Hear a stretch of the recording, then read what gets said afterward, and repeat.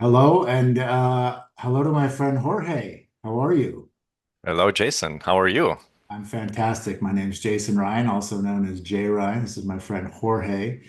My good friend. We have a lot in common, and we love to talk about life, philosophy, politics, all sorts of things that affect our lives that I don't know are perhaps a bit out of the mainstream, I'll say. So, Jorge, give everybody like the 60 seconds on who you are and where you've been. I am Jorge Valdesiga at Valdesiga. It's my handles.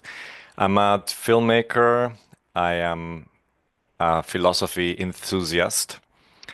I have done some plant medicine, and that's how I met Jason because he had a tattoo that looked like very ayahuasca-ish, and went up to him. Oh, yeah, What?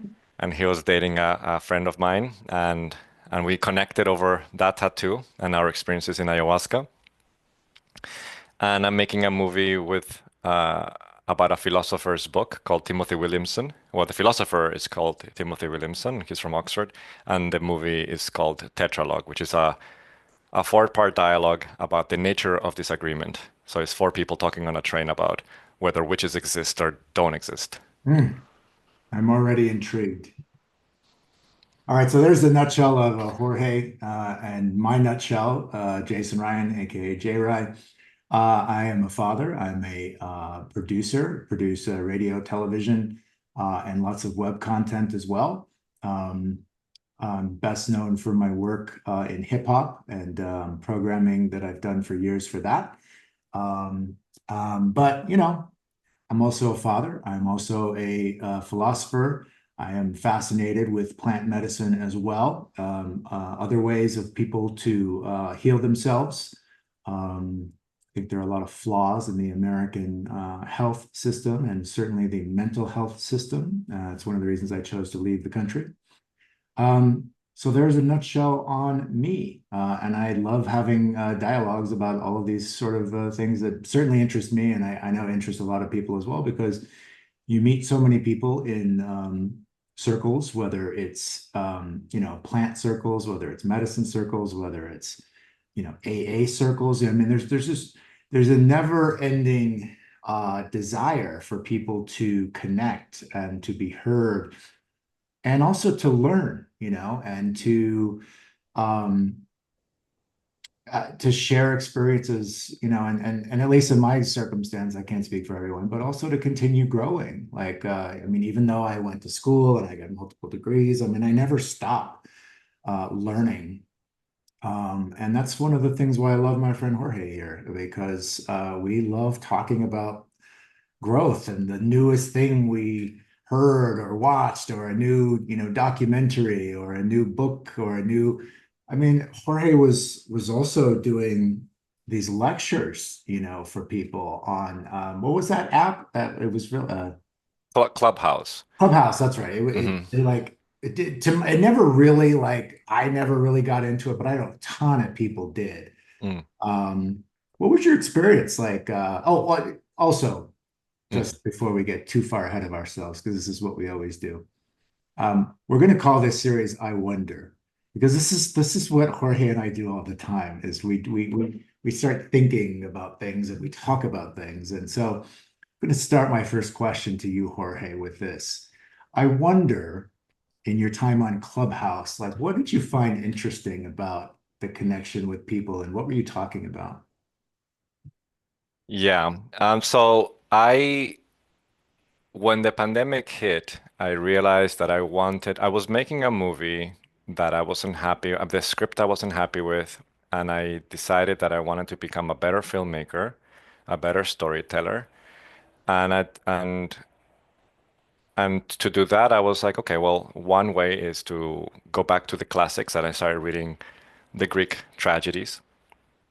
And another, just that to become a better craftsman, let's say, with the script. I saw this master class with Aaron Sorkin, and he Uh-huh. recommended, yeah, to read Aristotle's Poetics. So I was like, okay, well, I read that, and I was like, and in there it says that the greatest play, the perfect plot was Oedipus Rex. So okay, well then let's go read Oedipus Rex, and that was the rabbit hole that I went into in that direction in terms of craft of story. And then also the subject matter. So one thing is a form of the story, and then the other one is the content of the story. And what is a good story, and what is a story worth my time making, telling, is more a question about philosophy, what is. And that took me into studying. I hired a teacher, a retired professor who I posted an ad on Craigslist, and I found an incredible teacher who I started reading the history of Western philosophy by Bertrand Russell. And when we got to Plato, this is when Clubhouse at the same time hit. And I was very, my attention was divided between wanting to be with people on this app because it was like, everybody was in lockdown and this was a place. Go ahead. So, well, for those that don't know, explain the structure of Clubhouse real quick. Yeah, so Clubhouse is pretty much like it's like Zoom meetings that without video that you just drop into these calls and there's people there. So you make a room and people can come in and join you and they meet you and so on. I wonder if on looking back, if that was one of their fatal flaws. Fatal is such a strong word, but like it didn't take off as big as other platforms. I wonder if the lack of video was a flaw.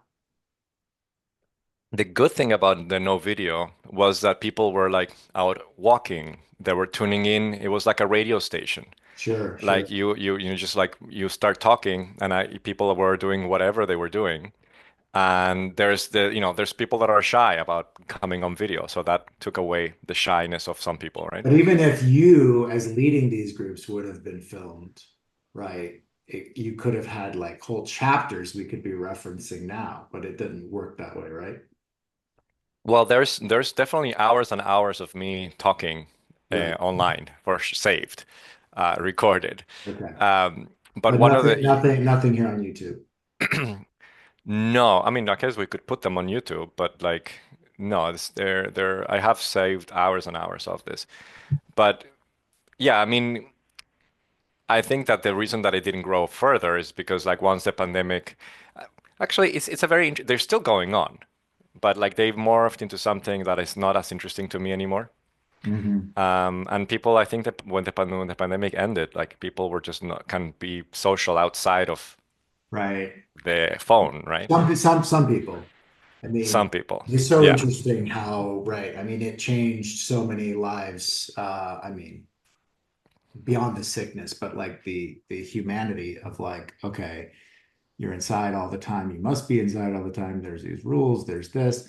Um, and then yeah, there were people that couldn't wait to get out and broke the rules. But even when now everything's open, right? Mhm. I think there are people that love the change back, but I think there's some people that just grew to love not going anywhere anymore. Yeah, I'm still kind of growing out, like going out, like I'm still have this like post PTSD of like the Right. pandemic. It Right. costs me a little bit extra effort to make sure that, to go out. Yeah. But just I to close love, the thought on the yeah, clubhouse, sure, just sure. so when I was studying philosophy, I was divided from like the need for socializing and the need for learning. So I decided to merge both. And so I just opened rooms where I just read Plato alone because I wanted to read Plato, but I didn't want to be alone. And I was spending so much time on the app just You're being reading it out social. loud on the I app. was reading it out loud. So I Got it. just got until I read the first room I made on Plato was on the symposium, What is Love? And the room started, like people started to come in and what the hell is this guy doing? And I was just reading and I made it very clear that I didn't know anything about this. Right. I'm not an expert. So it wasn't like really lectures. It was just me like learning. And I said like, if anybody has anything to contribute or anybody knows this, please come up and teach me. And I was more like a student. I'm still a student, Yeah. and and people came, and then professors started to join, and they were like just taken by my love for learning. And I met wonderful people that were teaching in universities all around the world that were starting to teach me. And then I read The Republic over 10 weeks, 1 week per chapter per book. And then I had audiences of 500 people just listening in, tuning in from wherever they were, just listening to me stumble. And I made it very clear that like I was not gonna move on from any paragraph until I was absolutely clear on what the paragraph meant and what the idea Mm. was. And so I Which, learned it very deeply. which can be quite challenging, especially if you're reading things that were written quite some time ago, because the usage and the word usage is not the same anymore. I remember Yeah, well, reading it depends on the then that. you get into the translation game, right? Like which is the translation that is the right one, that is the most Right. useful, right? And so, I mean, how many but with versions like of I the had, Bible are there that sound a bit different depending on what century they were written in, right? So, yeah, and then the terms, right? Like eudaimonia, for example. Like what does the concept of well-being, basically, right? Or goodness or whatever. But there were people from Greece that were joining the chats and they were telling us students from Greece or like, PhDs from Greece, like the amount of people that I met were incredibly generous with their knowledge. And then you saw that they would fight over too. Like people, they have different interpretations over what the paragraph means. what? Yeah, Social they were media and gatherings creating some type of debate at the or academic level, trolling? which What? is yeah, at the academic level, which is funny, right? Like you were discussing what Plato said, and people had different, interpretations of what he meant of by this or by the other thing. Right. In other words, people were playing the Supreme Court in your chat room. Basically, yeah. I mean, that's And I what got it. that's It that, was that's what it, allegedly the Supreme Court's job is to define what people meant who wrote that 250 years ago. right, the intent of the word, right? To the Right. letter and the intent of the word. That's exactly Yeah. right. Mm. Yeah, so that's why I was very privileged because I got to learn through Socratic dialogue, which is the best way to learn. You go really deep, you question everything, and you don't move on until you're absolutely clear of what things mean. As Right. opposed to when people read, how I used to read, which is like, oh, I'm just gonna get it from the general context. No, like I want to know what every word means, what every word can mean or has Mhm. meant, and then we move on. You know, as a dad, right? So like uh my daughters are 21 and 19, and my son is about to be 3. And like just you describing this makes me think about you know, I wonder if schools, in the traditional sense, are going to matter. And what I mean by that is that, like, okay, if you send kids to a traditional sit down in-person school with 20 kids in a room and they learn 6 subjects a day for an hour at a time or something like that, right? Um, I wonder if that's better than, for example, you just said you watched a master class with Aaron Sorkin, right? Like, what piece of knowledge or information of the world or to raise children is not available on YouTube or Hmm. something of that nature? It's like, I mean, it may sound quite blasphemous, and of course, like my going all the way back, like my first um, career choice was to be a teacher, right? And that Hmm. was my first degree. Um, but moving That forward, was your first degree in education? yeah, Oh, okay. I didn't know first, that.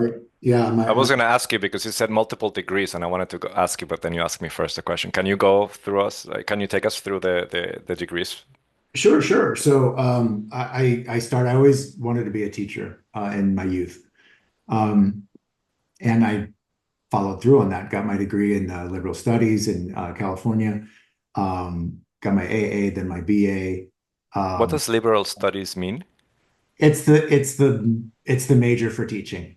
It means that Ah, it's like cross-disciplinary. You learn enough about a bunch of things so that you can be a teacher. okay.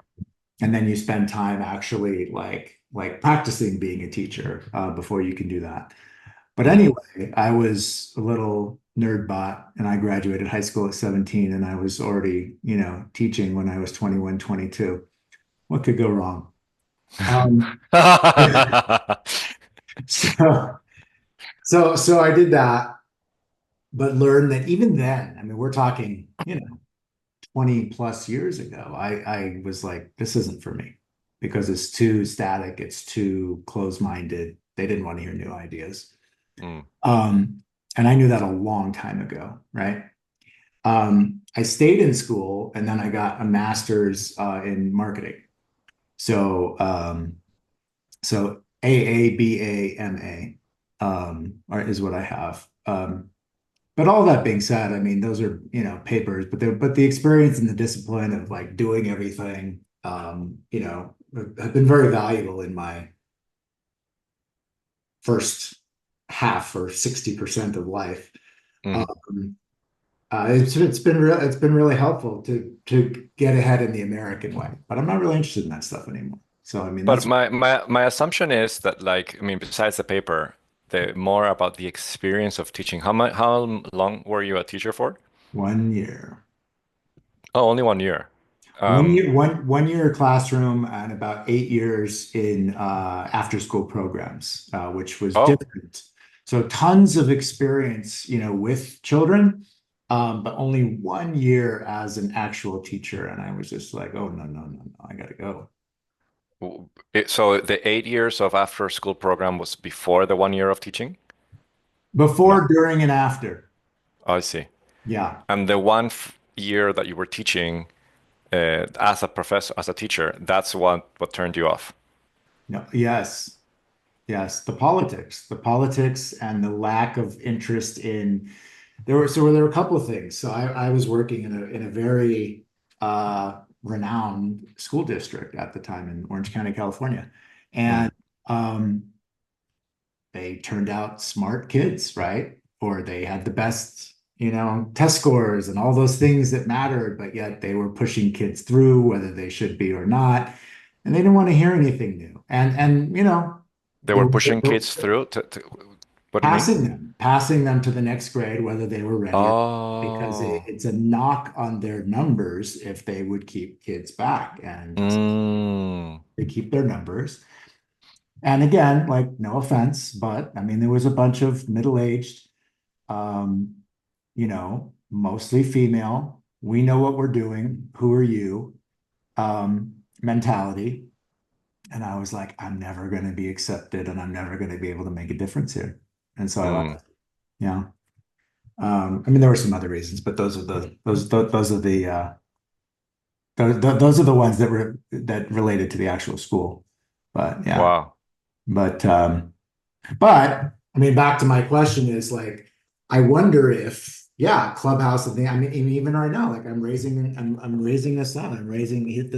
He's much smaller there, but oh, is it not going to pick it up? It's not going to pick up his picture because of the app, um. But I really seriously think about those things of like, um,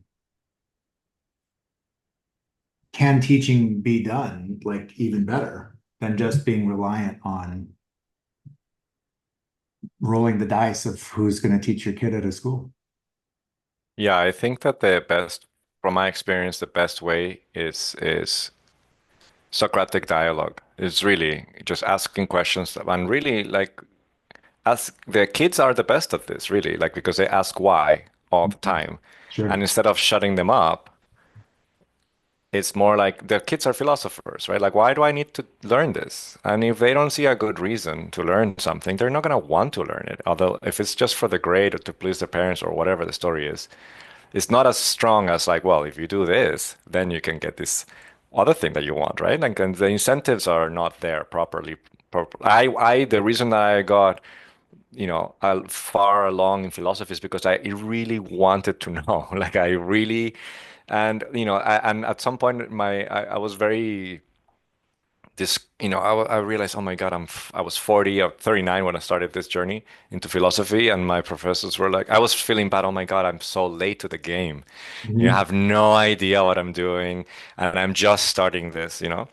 I had a problem reading. I think I've told you about this, right? Like I didn't know how to read. Did I tell you about this one? I don't recall this. Yeah, so part of my journey at 39 was like when I would get a script in the mail, I would panic. I would realize, oh my God, I have to read this, and I would I would lose focus after a paragraph. I would just, my mind would wander, and I thought Was that was it because, was it huh? a language barrier? No, I thought it was, Oh, for the longest time, I thought I was dyslexic, okay. and I had this story in So my you head would that I have the was. same issue of trying to read in Spanish than you would in English. Yeah. Yeah, Okay. and I never read. I was never interested in reading. I still don't read that much, meaning I love reading out loud. I love performing, and that's how I hooked into reading. When I joined what I liked about being with people and Right. performing with the activity of reading and understanding, then it clicked. But to me, I mean, of course, sometimes yes, of course, I get sound. I've had the experiences of getting a book and not being able to put it down until I finish. So that proves that I'm not really dyslexic. But I Okay. had this story in my head that I was dyslexic. So I finally called a friend who has his mother was a psychologist, and he basically talked me out of this stupidity that I had, or like this fear of like not understanding. It's like all you gotta do is practice and go and understand each word very, very deeply. And it would take me like the introduction to Bertrand Russell took me forever to read. And the professor was so kind to me. It's like, no, don't worry, it's okay. Just like he assumed that I was gonna read a chapter a week or something like this, and it would take me like days to just get through a couple of pages. So I really thought I had a problem until I started to be honest with myself, and I said, okay, I'm gonna be 40. Do I really want to continue? When am I gonna solve this problem? When am I Mhm. gonna face the fear? And I said, this is it, and I'm gonna face it in front of people because like when I was a kid, when I grew up in different countries, my father was a diplomat. The problem was that like when I switched from country to country, sometimes they assumed when I got to another country that I had already learned things that I should have learned earlier that I didn't. Mhm. For example, my brother had the worst handwriting because he skipped the 6 months from going from the south to the north, like from Argentina to Spain or from Mexico to Argentina. Because the school year starts in January rather than in September, and there's also different school systems, right? My brother never learned how to do proper writing, and I never learned how to do proper reading, basically. It kind of Are like you both. are you somehow suggesting Yeah. that you and your brother in the established school system were passed through, even though your skills were not completely up to par? It's exactly what I was talking about. Yeah, exactly. Like the You people. weren't being served and somebody wasn't really paying attention. Somebody. Somebody wasn't paying attention. Well, yeah, they did say to me, like, you have to read more, right? And they tell my parents, Jorge needs to read more. But I didn't understand, like, I thought it was an issue of like, just like getting through the text, right? Or something Right. like this, as opposed to, I would read, like, just to give you an example, they would single me out and like, okay, read. And I would read, like, I don't know, let me say, I would read, let's see, Telling power. Let's, telling a kid that they need to go back and read more. They might as well have just written "Have a rad summer." I mean, yeah, that's right. I mean, this is how I would read. I would say, men like Caesar, Borgia, and Napoleon, like this. Like I would just read word by word, but somehow like I couldn't connect them all in one right. thought, in one sentence. And people would laugh at me. All the kids would laugh at me, and I all I cared to do is just to read in a way that it wouldn't sound stupid to other people, but I still didn't like get the idea of the sentence, the thought, and so on. About what age would you, or age, This was grade would this say? was I mean, even through high school. I mean, I Okay. graduated high school. A friend of mine made me read Borges, a story of Borges, like 5 times until I actually understood it. Because I would read it and I was like, oh, I read it. And I was very shy to say like, that I didn't get any of it. But he was like, oh, did you see this part? What do you think about? What did you like this part of the story? And I couldn't remember, or I didn't. I was like, what part? That's not in the book. It's like, oh yeah. And then I would read it again. I'm like, oh my God, I missed that. And then the next time I would still miss things. Like there was like gaps because I would just, and to make it worse, to make it even worse, I thought I had this problem. So I was like, okay, let me go. fix it when I was in high school, and I went into like speed reading. Okay. So I took a classes on speed reading, which makes made me make me even worse. So like made me like it's just the worst idea is to speed read if you don't first know how to read properly. So I thought that I was just like jumping through the text and somehow it was gonna go in Right. by osmosis. So I had to just go back and like really unlearn all of it and just learn word by word and like be able to like string the thoughts. And philosophy helped a lot about this because it's turning logic, right? Of how thought, connective, like or and the conclusion of things and how to break down a paragraph and the idea in a paragraph and so on. Right. And this was a 39, right? So I cannot tell my I say that I learned properly how to read at 39 Hmm. because of philosophy.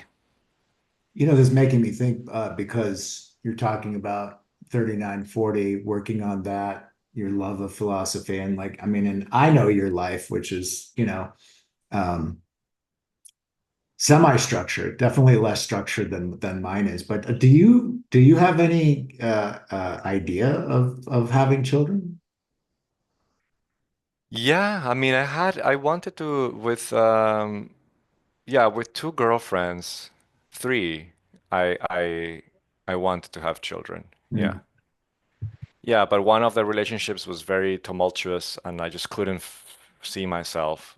That's out of a relationship that I was living in Paris with this woman and I left. And then the next one was also I just never felt safe with either of the first two women that I saw children with to actually take the plunge. sure. And the third woman, I did feel safe, but that she was not in the right place to do anything. She was getting a Mm, divorce and yeah, but like yeah, like for sure, like this like 10 years ago, I was like, yeah, I want this is a woman that I would do it with. But then, I still had a lot of growing up to do myself as well. So understandable. yeah. You've probably made the right decision in all of that. Oh yeah. I mean, now I feel for the first time, like in the last year or so, I feel like ready. Like if somebody comes, great. Like and I'm ready to father, to be a good father. I worked a lot on myself. I got like this reading stuff, for example, right? Like it was one of the hiccups that I was not admitting to myself that was a problem, and now I solved that, and I feel really good about it. And Yeah. once you learn how to learn, that's the other thing. I read this book about learning how to learn, and like nobody teaches you how learning actually happens, right? And so when you know how to learn, when you learn how you learn, Right. then you realize you can learn anything that you put your mind to. And it's Yeah. just about choosing what is it that you want to spend your time learning. And for that, again, is philosophy. What is the goal and how to get from A to B? And you back reverse engineer. Okay, if I want to be a software engineer, it follows that, blah, blah, blah, blah, blah. And you go backwards and then you solve the problems. And it becomes a puzzle that is very fun. It is, and to me, of course, it just, ping pongs in my head again about like how unreasonable an expectation it can be that one person can teach a classroom of 20 completely different human beings when perhaps they don't learn the same way, right? Like it's Yeah. it's kind of, I mean, I don't know. I think the system has unreasonable expectations, perhaps. Like that's how could you pull all 20 kids through a year and get the It's, it's like I don't know. And it's not a knock because I met a lot of great teachers. It just wasn't the right structure for me. But yeah. um How would you do it now? I mean, now with AI, it's also a different game, right? Like there's agents now that can like it's very soon in like within a year we're gonna have chat GPTs that like tailor the experience of learning to exactly how we learn and so on. Do you think that's the solve, or do you think there's something else? I I mean for me, I'm very AI resistant. Mm, Um there are things that I think it can help, but I think also we're already too monitored, too contrived. Algorithms determine our moods every day based mm, off of what news or what they're trying to sell us. Or That's how true. many people with better bodies come up in our feed, every day, making us feel less than or something, just as examples, right? Mm-hmm. I hate it all. But it's also like I'm still working, like I still work as an American, even though I'm not in America anymore. And I can't completely sever the tie. I mean, something that I did, this isn't exactly your question, but something that I did some time ago is that like I flushed my social medias out of everyone with a lowercase e. I did my best to flush out everyone that I didn't really have a tie to Mm. because of my years on YouTube and because of my years of production and making shows and things like that.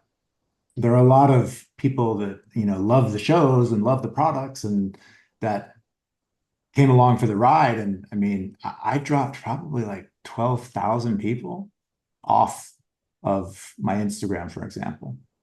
12,000 people that you were following, you unfollowed. No, no, the opposite, that were following me, that I dropped. Um, Oh, like you blocked because them? I just How do you stop somebody from following you my other than blocking them? my account is private, so I just Oh, so you made your account private and then nobody can follow. I see. I dropped a bunch of people. Um, Mm, and so I just I'm taking steps to get out of that world as we're filming a piece here for YouTube. But yeah, yeah. like this is unidirectional, right? I'm not I'm not doing this professing myself to be a teacher, professing myself to know better, none of that. Um, but I think AI is dangerous because I feel that just like anything, it's like, I mean, look at, I'm sure somebody won't like this leap, but like, what was the AR-15 invented for? Kids to take to school? No. But now guns are in the wrong hands every day, right? Like it Mm. wasn't intended for that. It was intended to get the bad guys overseas, but they're in the wrong hands all the time, right? I feel that AI has that capacity too. I mean, you see stories of kids having AI write their homework for them and things like that. And it's just like, I mean, what Yeah. happened to actually us challenging ourselves to learn, read a book, watch something that, you can at least have a good knowledge of what the source material is and it's not propaganda, but like, um, I'm not sold on any of that. Like I really plan on raising my son, differently and not in the old ways, but also not in the new way of like AI or anything either. So I'm very, Mm. very resistant to it. Yeah, So of course, it has different dimension for you because, of course, you have a kid that is new. Yeah, I mean, it's to me, it's all about it's a tool, and it depends what you use the tool for, right? So, yes, I agree with the AR-15 or whatever, the weapon. It can be used for good or evil, like anything else. If the kids are writing their essays with GPT, it's probably because they want to spend their time doing something else that they find more valuable, right? And they feel like the homework is a chore.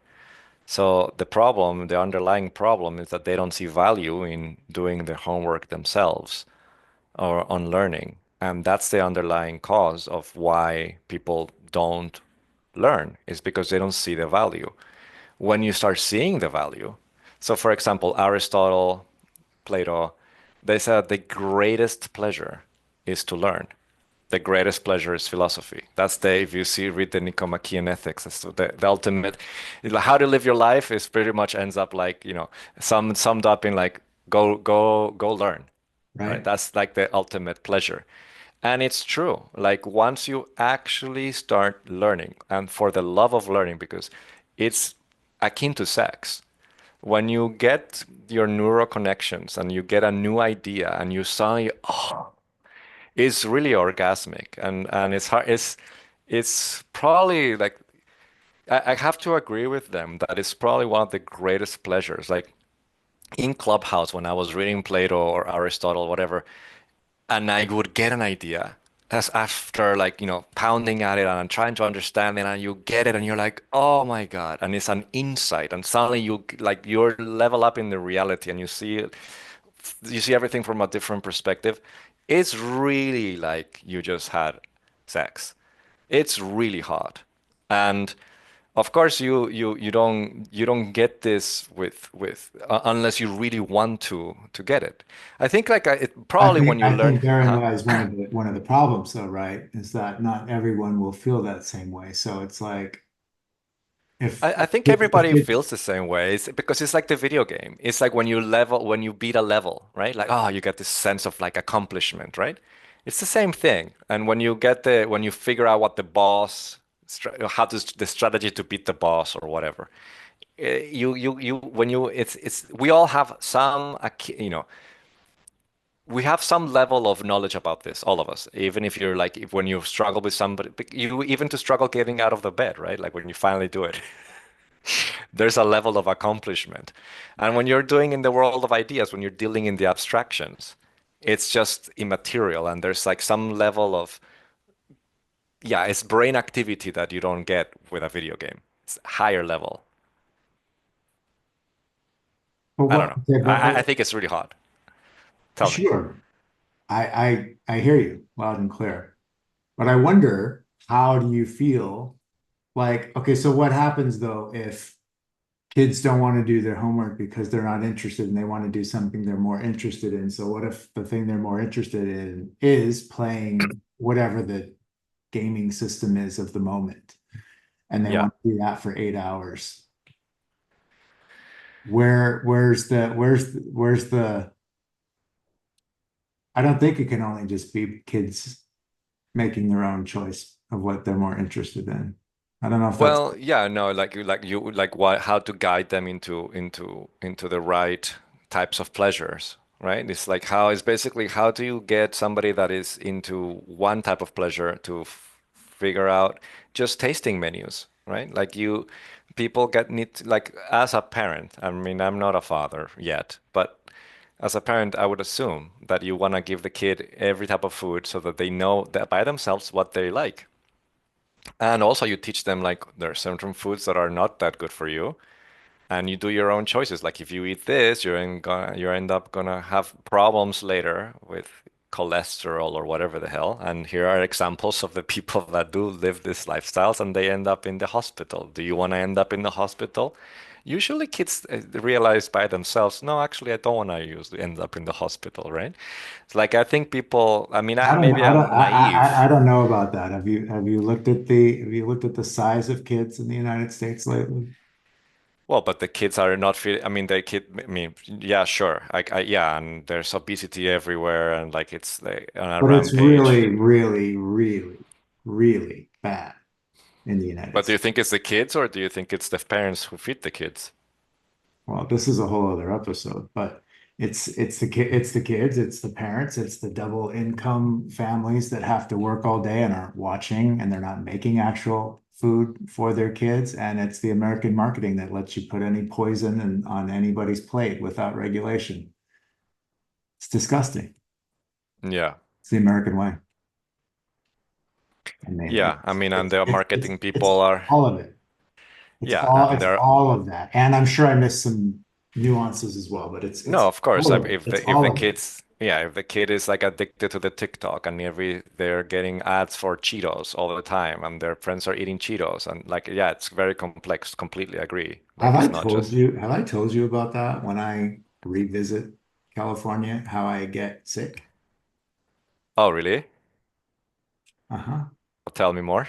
Yeah, like I know, I know it's partly psychosomatic because I'm not eating perfectly uh out of the United States. But when I do go back to the United States, like I'm off my game because I don't live there anymore. And like I don't get the same amount of rest. I'm not eating right? Because my food, like here, I work out of my studio, which is built in my house, right? And all of my food is made exactly to what it's supposed to be, like every day. But I get to the States, I don't have that. And there's running around and I'm driving and I'm doing shows and I'm taking meetings and doing, and I'm just eating like not horrible, but not as good as I'm eating here. And my Mhm. rest is off. And most of the time I'm not like there like with my son, which is, which I love being with my son, but it's also if I'm traveling and working, like it's just I can't do all that. Um and I don't feel well. Mm. Don't feel well. Like like That is so after interesting. a few days into the trip and or after I get back, and like it takes time to like flush back out. Um and I know that I'm setting myself up because of my Yeah. beliefs that I left, but still, like but it has it has an actual like physical Physiological. Yeah. hmm yeah, yeah. I mean,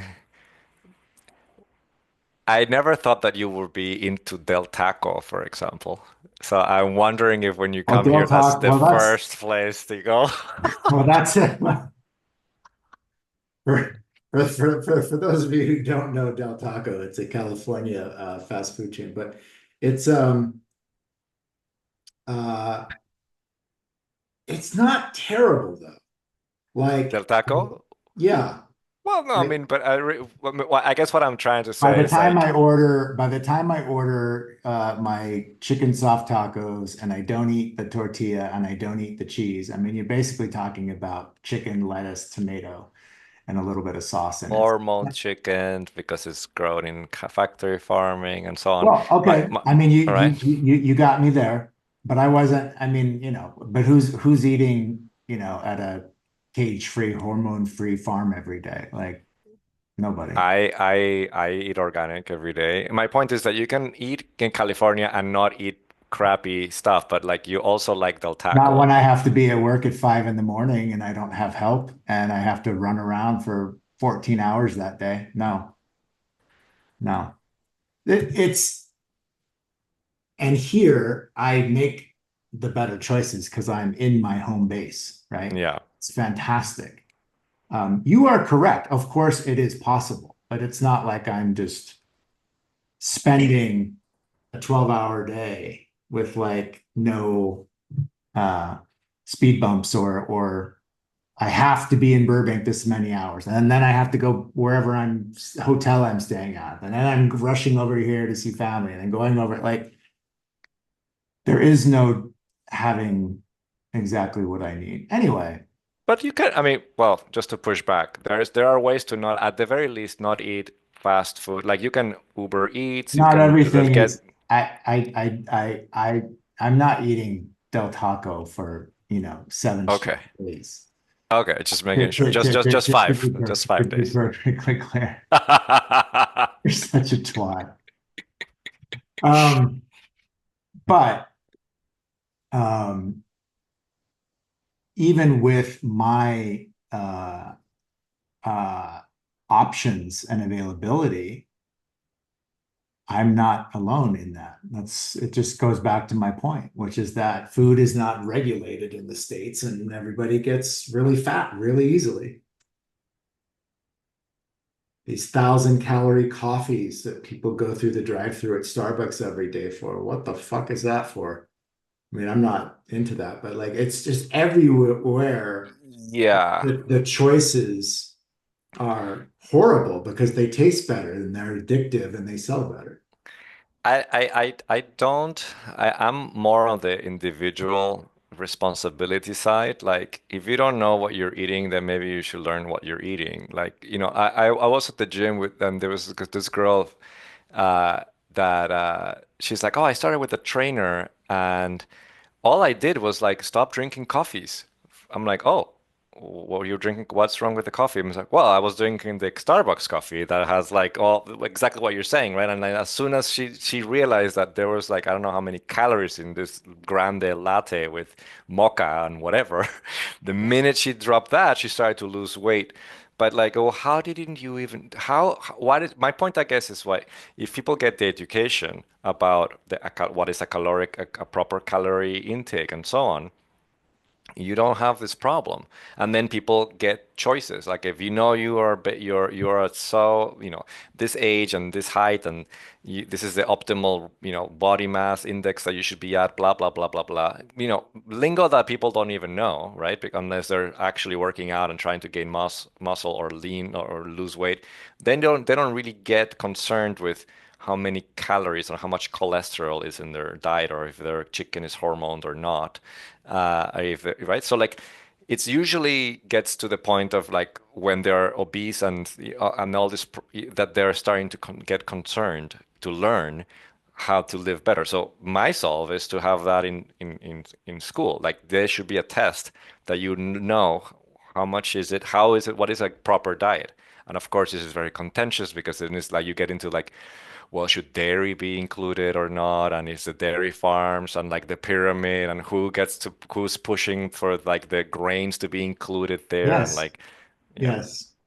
Well, like I said, I mean that's part of my point as well. Of course, it's an individual responsibility. We're all uh, uh, required to be responsible for putting the fork down, right? Or choosing what's on it. yeah. Um, but as a person who lives overseas, I like what's going on here better What is going because on over there? there's much less bad choices that people have in front of them every day, and it's a much healthier culture. Mm, Like, um, there aren't there aren't nearly as many obese people here as there are in the States. And it's interesting too when they like import like an American brand here and like they pick like the worst brands because it's like they're still trying to like infiltrate the horrible American idea elsewhere. Example. but it doesn't work because people don't buy it, right? Well, If some people were some to buy it, some people do, but again, it's new. It's infiltrating. It's like a virus. It's new here, right?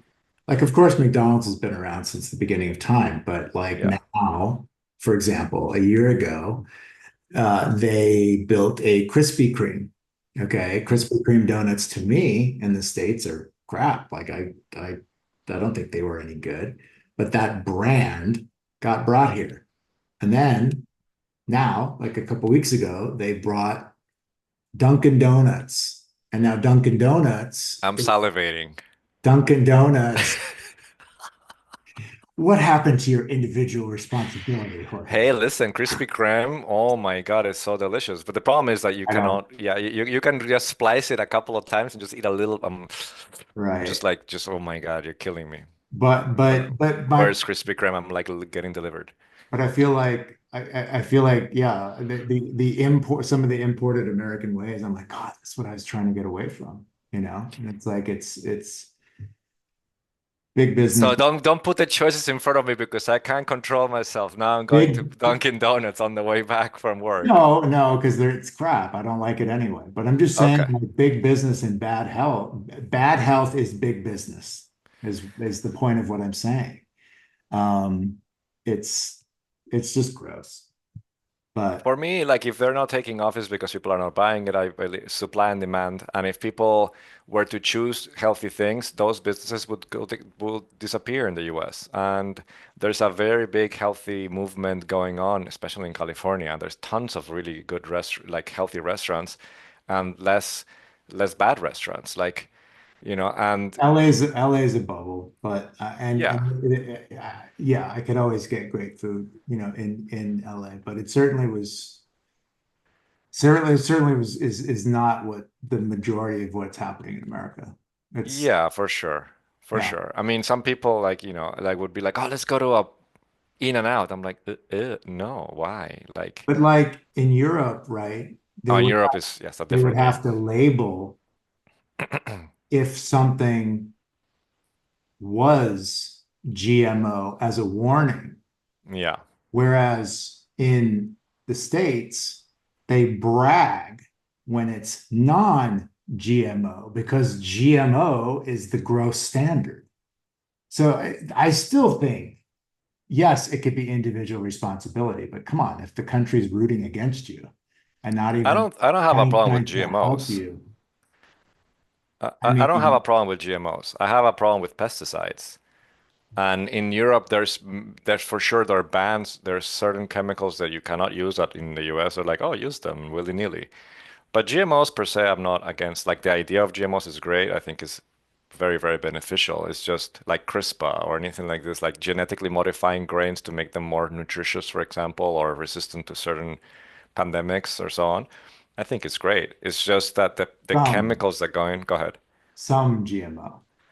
Yeah, for sure. There's of course some GMOs that are used, That's right. yeah, for sure. Boys are growing boobs because of all of the fucking hormone and fake meat and shit that is being consumed. Yeah, yeah. One thing is That's not GMO, right. another thing is hormones, right? Hormones is a different thing from GMOs. So GMOs, genetically modified organisms, are Right, right. yeah. But it's still all in my umbrella of America is not looking out for their people. Oh Like, no, it's definitely capitalism and like making more money on the buck. yeah. And like if it's addictive, the more addictive it is, I know you great. I know you have a argumentative personality, but like I'm like, there's no way you're totally against what I'm saying. I'm against people not be no knowing that nicotine is addictive and that cigarettes are causing damage and putting more nicotine right into it just because they want to make more profit. Absolutely, and I think those people should go to jail for sure for tampering the results and so on. I think a lot of the problems would be solved by letting being able to prosecute those people that know that they're doing wrong and still go for it just because of to meet the numbers. If you can pierce the LLCs basically and grab the guy, Right.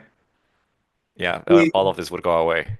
Yeah. I also have just gotten to the point, especially with there's in my life, in the States, like I just got so tired of like fighting the Goliaths, right? Like whatever the issue is, like I still needed to act as an individual to make choices that were better because I couldn't rely on the government to Oh yeah, do any one of those things, whether for it's sure. health, whether it's safety of children in school, whatever those are, right? Yeah, Those are two big ones for me.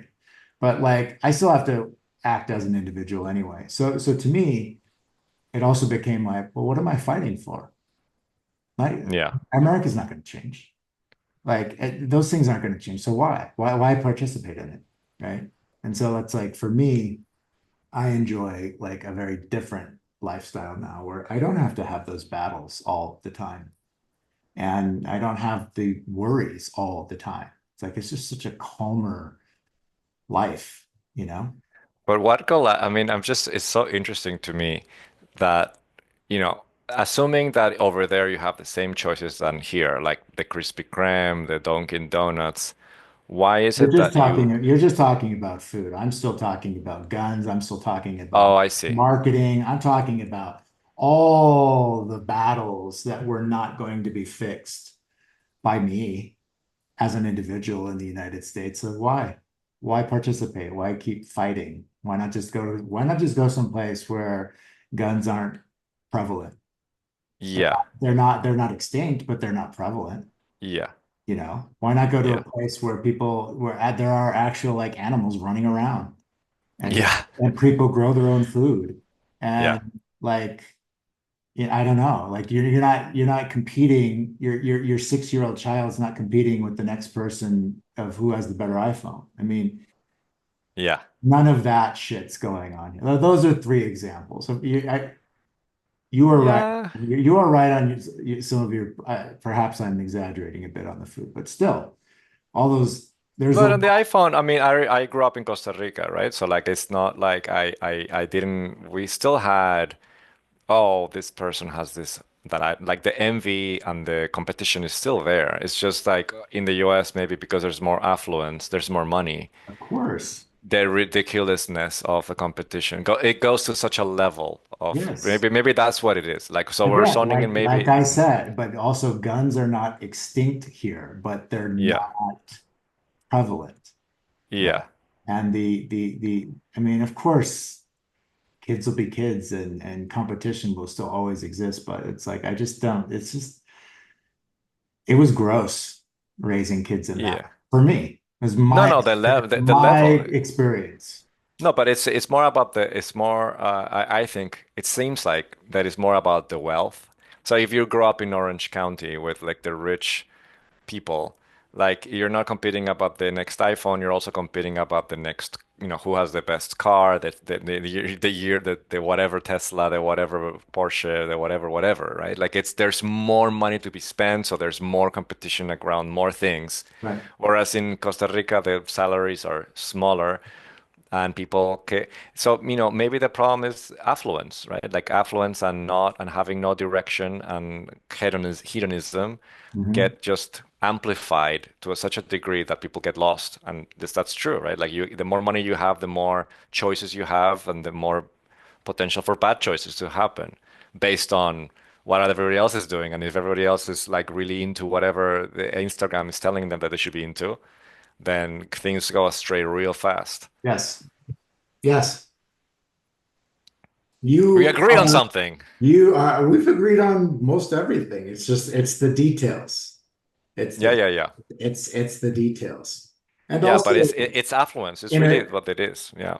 in uh, the thing is also like, but what we also we may represent similar viewpoints, but we also represent widely different life experiences up until this moment, right? Yeah. Like, Yeah, you're a you know, father of three right. and So childless. there's things that, and you're a cat lady. You Cat lady? What? you're a childless cat lady. Yes, A childless cat lady. that's a Yes. I don't that's a have cats, but that's maybe a I that's should get a a cat to that's a get JD that Vance going. joke. But uh, but it's but again, this is as we're wrapping up our first thought process here, first episode. Like that's part of what I find the respect with you and the love for you though is that yeah, we can talk about things, but we bring a very different we may end up at the same place and we may not, but we bring a much different sensibility and set of experiences into our thoughts. Yeah. But I still find that fascinating. Yeah, and one thing that I really liked about you when I got to learn more about you is that you also really into logic. Yeah. And you learned logic, you read about logic, you learn about critical theory and things like this. And you're able to parse through things to get to the underlying issue, right? And that's just takes rigor. And some people don't know how to do rigorous explorations because they get swayed by whatever the buzzwords are and like the slogans. Right. Or Instagram or their iPhone. Yes, people, it's just easier to just follow the slogan. Yeah. Yes, indeed. One last thought before we wrap up. Ask me one question before we wrap up. Well, where are you? I mean, who cares about the time, right? Like, do we need to do, because this question might be a long answer, but it's, I think, an important question because it's one of the things But that and we'll you, do it Soprano style. Well, I'll just start to get to the good point and then the screen will go black. all And right, we'll fair have to enough. wait till the following week. Okay, well, you are opening an ayahuasca center in Costa Rica. That's one of the things, or not Oh, an ayahuasca center, a center that is to integrate people that come from maybe journeys of ayahuasca or just people that want to disconnect from all this stuff that we're criticizing right now that's and to such learn a about, huge, yeah, that's such a huge gate you just opened. But well, soprano style. here's the yeah, here's the 60 seconds. Um, I'm currently designing a multi-use property, which will be very welcoming to people of the plant community. But it's going to be a boutique resort that on the day to day is going to be a really nice place to stay if you're visiting La Fortuna Arenal, Costa Rica. But in time, yeah, it's going to be a place that is going to embrace um, people of the plant community, ayahuasca, things like that, which is really celebrated and loved here in Costa Rica legally. Um, and I have a huge belief that it is something that changes so many people's lives.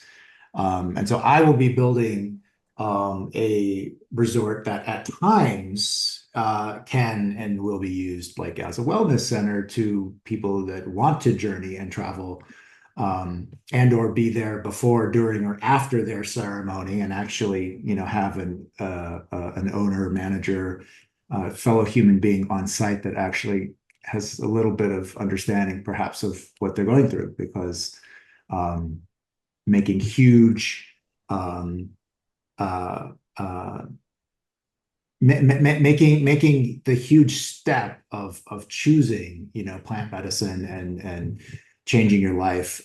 It's tough. It's a big decision getting up to it. It's a big journey during it. If you go through, plant ceremonies, specifically ayahuasca, um, and then after it takes time for you to not rush back into your life and your situation that put you into perhaps, the place that made you feel like you wanted to get some help or something different. So that's my thing. I don't plan on working in ayahuasca full time, but I do absolutely plan to be a supporter of it and have a place that, embraces people who, you know, like I said, could be in, before, during, or after ceremony as well, because I believe it's life changing. And that's, again, that's one of our huge commonalities, which maybe we'll talk more about next time. Yes, but yes, all of this is great, and I really love what you're doing. You also mentioned when about one of the purposes of us meeting bi-weekly or monthly about this is for you to be able to talk these things out and talk them into existence, Yes. because you want it to be held accountable by me or by whoever's listening to this, because perhaps they're going to leave you comments of support and love that maybe can help you. You said that you're now more busy than ever before, even though you moved away to be less busy to be able to focus on this. Mm. And so, what are the next steps? What is it that you Is that what I need? said? This is what I remember. Maybe I didn't catch it, but No, you're that's right. what I'm I. just, I'm just talking with you. Okay, okay, okay. So, okay, so who's the argumentative now, huh? So, um, I'm How sorry. can I support you? How can people support you now that you're shy and like got a little. Oh no. I mean, shy is not in the top 200 words that describe me, but the name of the project is Royale 33. So you go to Royale, Royale 33.com. There's a starting page that describes a little bit about what the project is. It's very exciting right now. It's in the design stage. It's just fucking gorgeous. Like it's going to be something that's very high quality. Um, and in the moment, like I don't have an ask in the moment.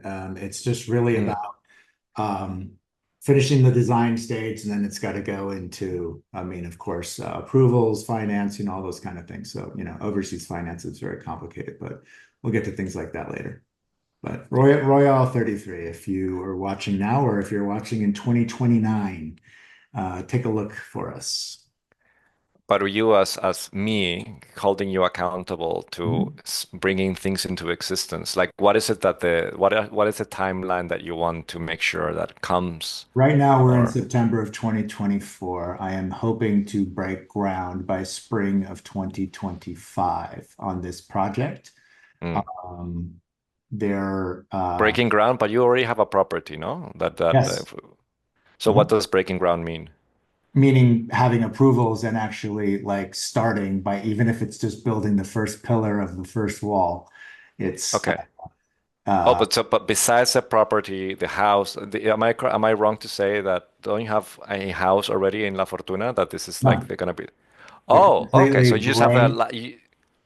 okay. Clearly, he hasn't looked at the website himself, but I thought I did. I it's saw the not this. logo. I saw the maybe it's just a house that I saw There and could you be saw. you could have seen like a farm off in the distance, yes. Okay, so now you have the When the land and when the there's. drone when the drone shot pulls out, like you're looking at like a square mile, and that's not all mine. It's I see. I see. Okay, so then you have the land and there's nothing built. there's And in nothing spring done. of, okay, so in spring 2025, you're gonna break ground, meaning you're just gonna start building. And for that to happen, you That need is to my get, that is my goal. that's the goal. I'm still again, I'm still a visitor. My son's about Yeah, to be 3, and I'm still waiting on my immigration status. And I'm still like, there's a lot of things that are out of my control, but what's in my control is to talk about it and the purpose, and for us to talk about plant medicine and all of those great things. I see. So what's in your control, it's is to just to talk things out, but like To you couldn't finish. partner with somebody in Costa Rica or to do this, like so that like the approvals are faster or something like this, because meaning that because you're not a resident, not a resident, but because you're not a citizen. I can, but I also am not interested in taking on partners. I'm I not see. interested in taking on financial partners. I see. I don't, I don't want this, I don't want this project to be a committee. Got it. So Okay, so it's just really, yeah, I mean, what is in my control right now is finishing the designs, um, pressing to get my immigration finished, which is very overdue, but I'm hoping it's done this year. That okay. presents differently on than how I get approved. Got it. So from now until you get approved, which is outside of your control, the one thing that is in your control that you want to keep going is just talking about it and make sure that it doesn't die, this flame Oh, that you have for it. of course. Yes. Okay. So keep the fire alive by Of course. reminding. Okay, got it. No, it's perfect. So like, why is this reminding? Why is this the important thing with your purpose, keeping you like fired up to do this because the process is so long and there's so many things that are outside of your Of control that it kind of course. And like diminishes. it's just a microcosm of any of our lives, right? Like Right. what was the old saying? What was it? Was it John Lennon that said, life is what happens when you're busy doing other things? Yeah. So I believe I'm quoting that right. I don't know if it was him, but I remember that I've heard this quote. Yeah. But that's it. Like if I don't stay laser focused on what's moving my heart and what I know will create jobs and change people's lives, if I can't keep my foot on the gas for that every day, of course, I've been working for 30 years doing projects and things for all sorts of media and other people and all of that. And it's been great. But like I have to, I have to pull the reins in to keep, my project, front and center too. So Hmm. yeah. With Well, all I'm happy to with keep talking. all with all love and respect to all of it, but there's only so many hours in the day. Yeah. Well, I'm here for you, Thank to you. keep you on track and to keep reminding you that what you're doing is very valuable. It was very valuable to me to do plant medicine and to integrate what I learned or what I opened up in plant medicine was incredibly important. And philosophy was one of the things that was able to help me integrate all of it. And having a place to stay, like like the place that you've told me that you're creating, sounds like an incredible contribution to the world. So I'm here to support it for sure. That's my goal. I mean, that's my thing. That's the mark I want to leave. Like there are other people that are, fantastic at administering medicine, at being, building a facility, that solely caters to facilitating medicine and having wonderful shamans come. And then there's all sorts of like infrastructure, that does all of that. I love all that. But I don't want to be that. I want to be, another. It's like the Western, when I talk about this with people, I talk about like the Western medical system, for example, right? So like Mm, Jorge, God forbid, gets in an accident today, right? And somebody sees the accident and they call 911. 911 is a system in place, right?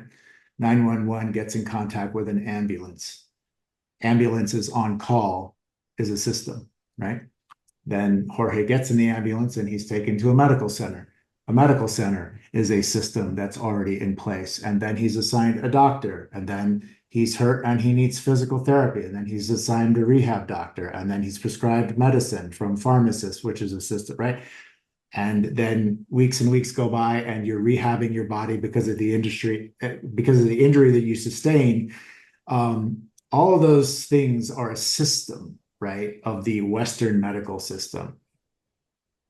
When it comes to ayahuasca and plant medicine, it's my observation that not all the systems are there. Not that we need all of that exactly, right? But like mm, when someone's having a problem, like where's that information and where are those information systems that are showing people there's more than one way to get to psychological issues or traumas other than calling a therapist or watching YouTube or something like that, right? mm. And and then perhaps if you find ayahuasca like I did, and you visit a great retreat center. I mean, Rhythmia is one of my favorite places. I absolutely love Jerry Powell and here in Costa Rica. And then after that, then what? Then it's also my experience that you need rehab after your ayahuasca retreats. And most ayahuasca places, they're not all exactly the same, but most, when you finish X amount of days of your ceremony, then it's kind of like time to move on because their focus is the ceremonies, right?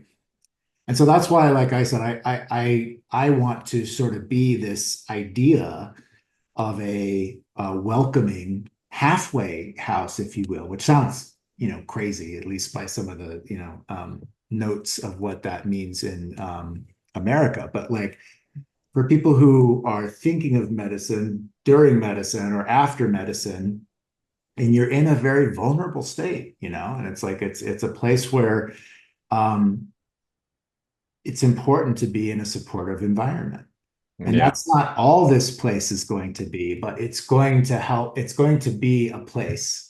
It's sort of like if you think about if you grew up, long ago, perhaps if you were walking home from school and your parents weren't home, like you knew someone's mom was home on the street if you needed to Yeah. stop by for something, right? It's like it was a That's how safe, that's how I grew up. Yeah. right? So it's like Yeah. it was a feeling of safety and security, right? And um I really believe in this process. And so it's just an idea of just sort of putting a beacon on saying like, hey, you're welcome here if you're part of the plant community and happy to be of service of whatever I can with my limited experience in this vast, gorgeous, unimaginable universe that we happen to be playing in right now. I'll just put the light on and have a little beacon of saying, you know what, we'll support you here, you know? Yeah, it's important because, when you go into the plant medicine, like everything shatters, right? Everything just kaboosh. Mhm. And then if you go back to your normal job, you're like